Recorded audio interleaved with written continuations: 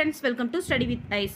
ஒரு சமூகத்தில் கண்ணியத்துடன் வாழ்வதற்காக அரசமைப்பினால் உத்தரவாதம் அளிக்கப்பட்ட உரிமைகள் எவ்வாறு அழைக்கப்பட்டன?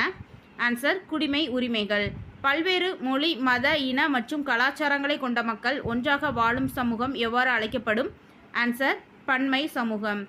சமூக ரீதியிலும் பொருளாதார ரீதியிலும் பின்தங்கியவர்களுக்கு சில சிறப்பு சட்டங்கள் மற்றும் சலுகைகள் வழங்கலாம் என்று கூறும் சட்டப்பிரிவு எது? ஆன்சர்: 15 மற்றும் 16. வளங்களை தேவைக்கு அதிகமாக பயன்படுத்துவதும் குறைந்த ஊதியத்திற்கு அதிக உழைப்பை பணியாளர்களிடம் பெறுவதும் டேஸ் என்று அழைக்கப்படும். ஆன்சர்: சுரண்டல். ரயத்வாரி முறை மீது ஆய்வு செய்யுமாறு பணிக்கப்பட்ட ஆங்கிலேய அதிகாரி யார்? Answer: Francis Ellis. மகாராஷ்டிராவில் கல்வி விழிப்புணர்வை ஏற்படுத்தியவர் யார்?